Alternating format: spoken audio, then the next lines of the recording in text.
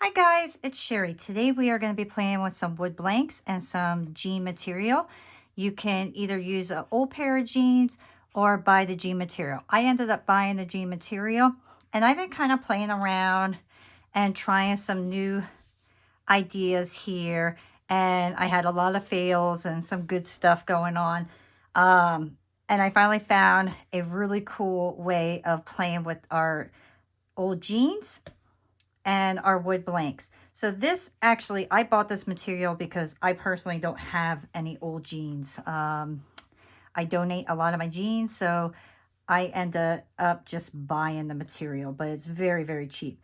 The first thing you want to do is kind of figure out the way that our jeans kind of come apart. So you want your jean material to pull apart like that, okay? So where the fringes are going to be on the bottom. That's going to tell us how we need to line it up. And then I'm going to just cut out what I need.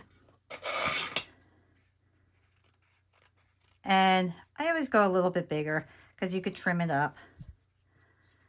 And let's go. And nothing has to be perfectly straight right now. So do not worry if you have a straight line right now.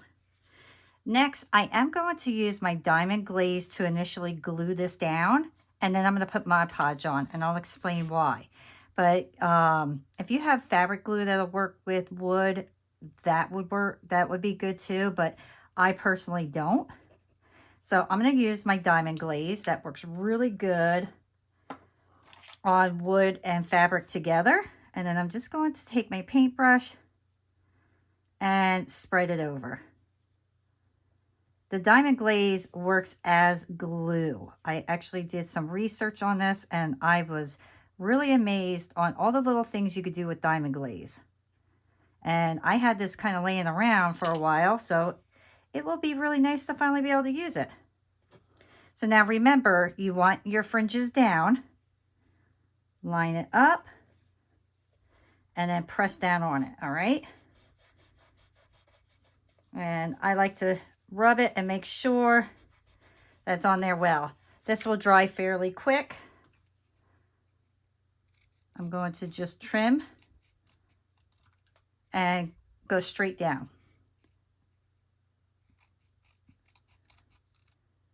Once again, go straight up. And that's all you're going to do right now. Go on to the other side. Do the same thing. And I want to make sure I'm getting all my corners here, all the way to the edge. And lay that. I could do just like that. And push down again.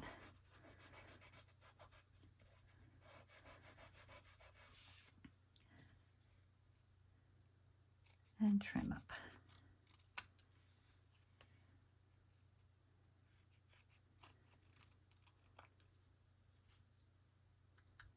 Okay, so now I'm going to give this about 10 minutes to completely dry. All right, so my piece has been drying for about 10 minutes. Next, I'm going to grab my matte Mod Podge. Get a clean paintbrush. There we go. And I'm going to put this on pretty thick. But I'm only going to get where my wood is.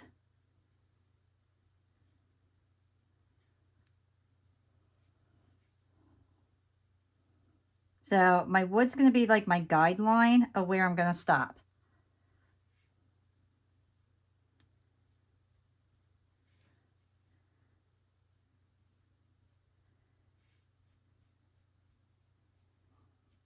And I want to put this on thick because I want to make sure it doesn't fray at the top, okay? So the sides and stuff, I don't want it fraying.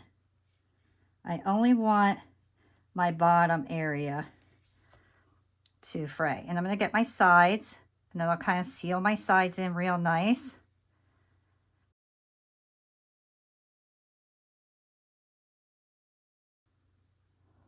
All right, so now you want to let this completely dry.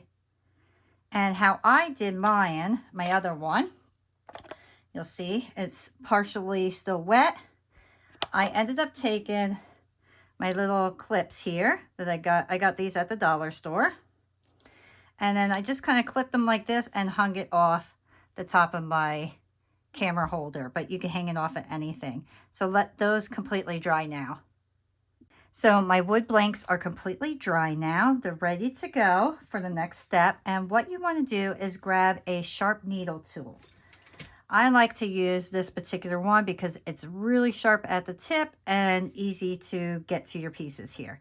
So what you want to do is kind of lift this up, and this is why you need it to be dry, because you don't want these sections to fray away from the wood. And get your sharp tool and then just start pulling the pieces off. Now it's easier if you go on the underside than you do the top side. The top side kind of pulls it a little too much. And you want to kind of lay your pieces together and make sure they're the same length. So just pull, and you'll see all these little fringes come out, but then you're left with this really pretty fringe here. And I already measured my pieces up and made sure they were the same length. And of course I do trimming towards the end as well. As you get to the sides here, you're just going to keep pulling it, and some of these little pieces here will end up staying in there because the wood kind of blocks it. So expect some of these little fringes to stay there where the wood is. And you'll get some of these blue pieces that pop out. That's okay. All right.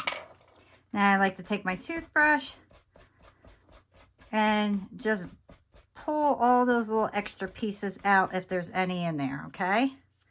And then flip it and do the other side.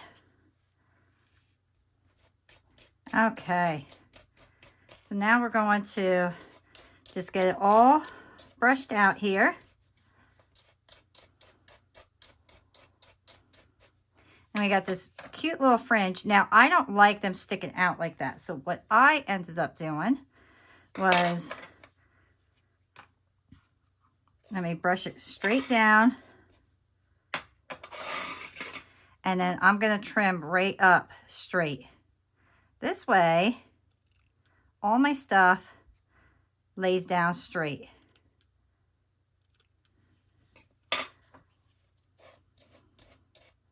And then you have this beautiful fringe that isn't kind of bowing out. So look how pretty that is.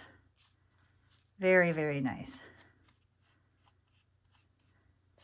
Okay, so next,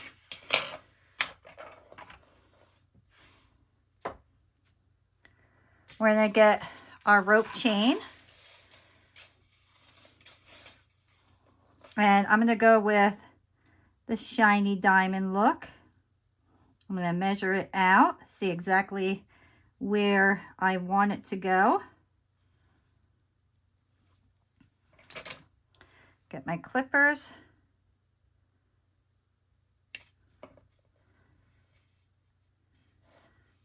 And I'm going to do both sides.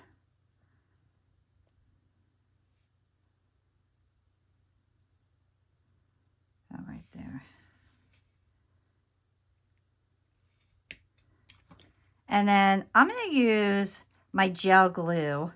It takes a little longer to dry, but truthfully, you have more control over it.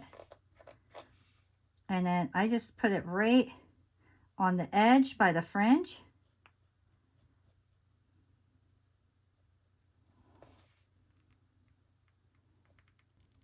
All right, this one is basically empty, so let me put my first one on. I take and rub this right over and across so it's not too gooped up in that area.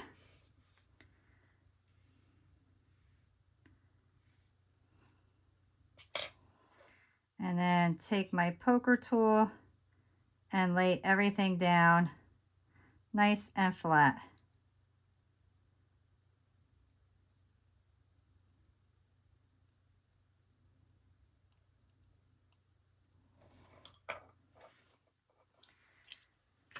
All right, that one came out much nicer.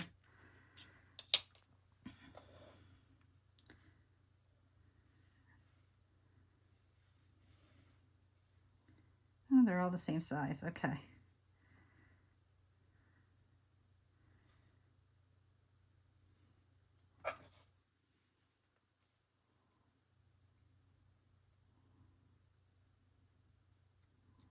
No, that one's too long. Way too long.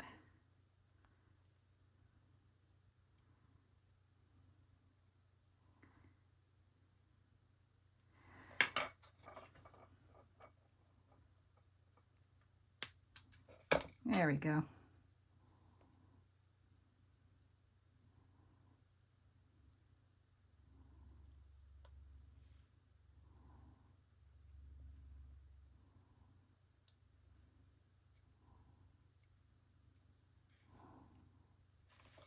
Okay. I'm going to take my little stick here. I'm going to spread the rest of that glue right on the sides. Make sure everything is touching each one of the gems. And then another trick that I found to make sure that it stops fraying is get your liquid glue like this, and then I just put the glue right on the edge, and that helps it stop fraying. And you don't need a lot of it, just a little bit right on that edge.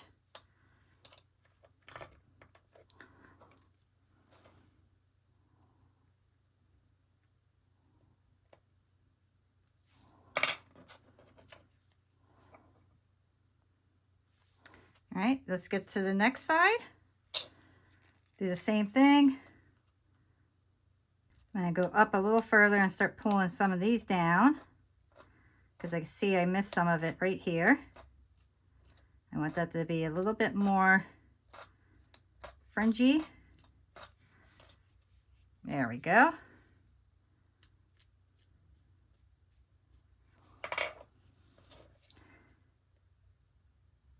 Smooth out my glue.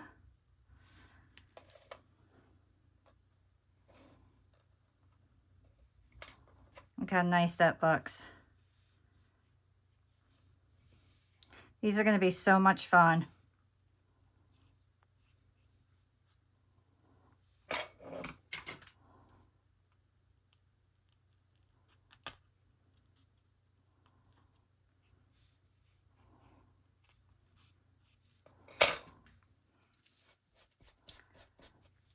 All right, so next, we're going to get our poker tool again. We're going to poke our hole in. Go through both sides. I'm going to make sure you go all the way through.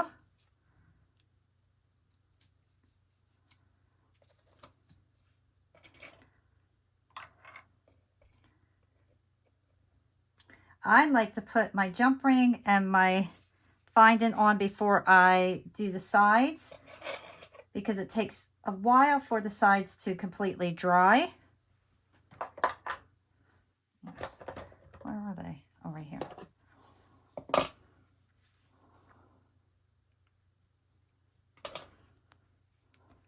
So you take your jump ring,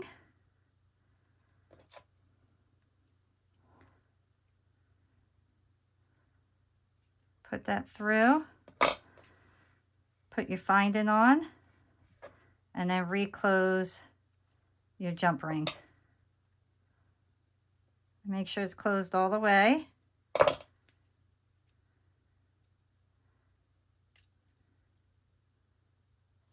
And lastly, to finish these off, get your chrome marker, go right to the top, and cover up that wood. And then I like to edge the little sides as well on the front and back.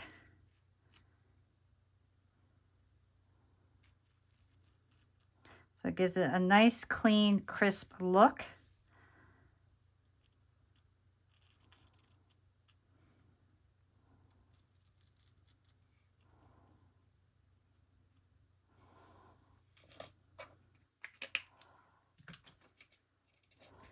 And then you hang it up to dry. And here is both of them together. So look how pretty that is. You can see it's still a little wet because it's touching my finger here. So I really hope that you guys enjoy creating these pieces with me. I think these are going to be so fun to wear with a pair of jeans. They're different and they're just adorable. If you enjoyed it, please remember thumbs up, subscribe, and I will see you all next time. Bye.